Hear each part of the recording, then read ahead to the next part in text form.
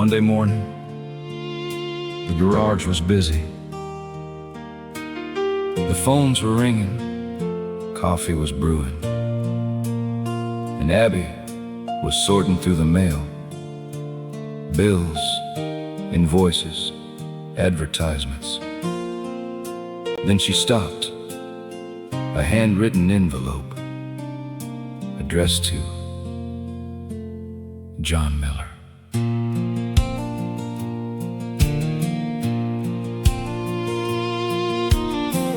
Abby carried it across the office. "Looks important," she softly said. Miller looked down at the handwriting, and something stirred inside his head. The world kept turning all around him. The garage carried on outside, but 50 years came rushing back the moment he broke the seal and read. The letter started, "Dear John," and suddenly he wasn't here. He was standing in a school gymnasium, half a century disappeared. A blue dress beneath the spotlight, a nervous smile across the room, and a shy young girl named Susan beneath the Tennessee moon. "Dear John, do you remember me? The girl standing by the wall, afraid nobody would see. Dear John, one dance changed everything. A single night, a simple kindness, and a memory that never left."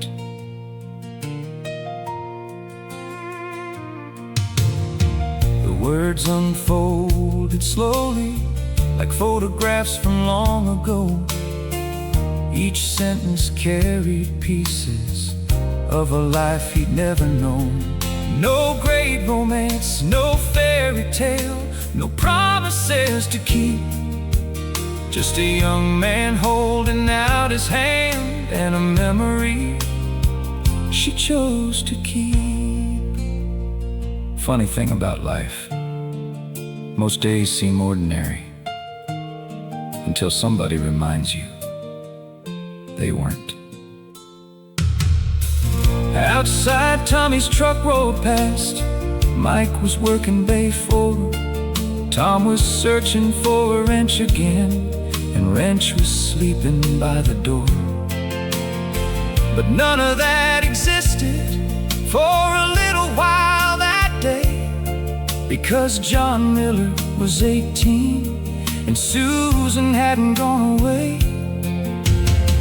The years had taken many things the way the years always do, but somehow one spring evening had survived the passing through. A dance floor, a song, a smile, a simple act of grace, and now a letter had returned it to its rightful place. "Dear John, the years may come and go, but kindness leaves a footprint far deeper than we know. Dear John, some memories never fade. A single dance, a single night, and a life forever changed." Abby looked up. "Everything okay?" Miller folded the letter, looked out toward the garage, and smiled. "Yeah, just got a letter from 50 years ago." For a moment, John Miller remembered the boy who became the man.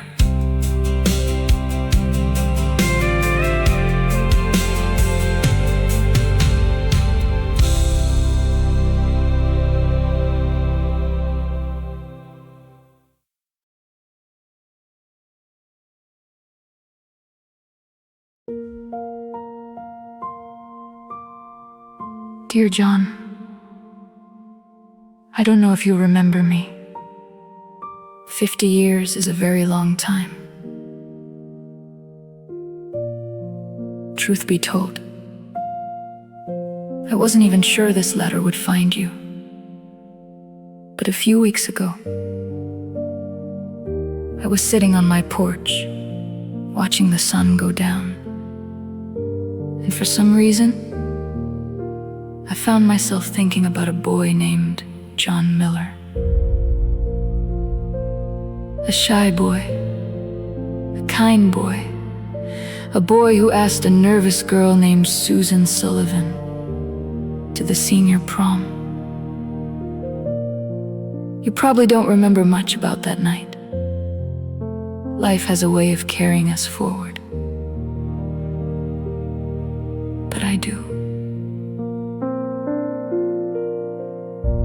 I remember the blue dress my mother helped me pick out. I remember being terrified nobody would ask me to dance. And I remember you walking across that gym floor. You smiled, held out your hand, and changed the whole evening. No grand romance followed, no movie ending, no dramatic love story. Just one wonderful night. One young man who made a young woman feel seen. And somehow, 50 years later, I still remember that feeling. The reason I'm writing isn't because I'm looking backward.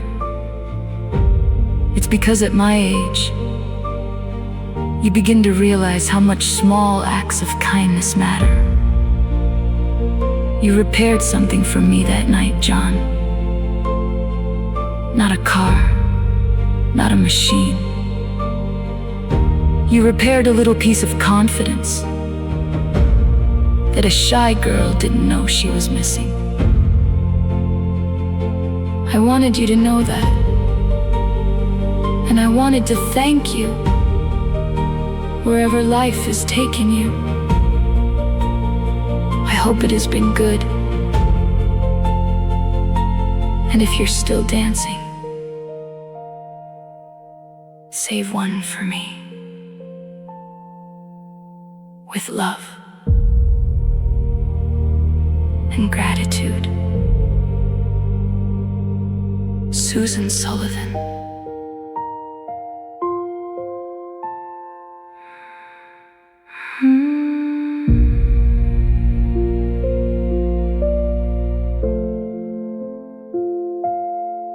Hmm.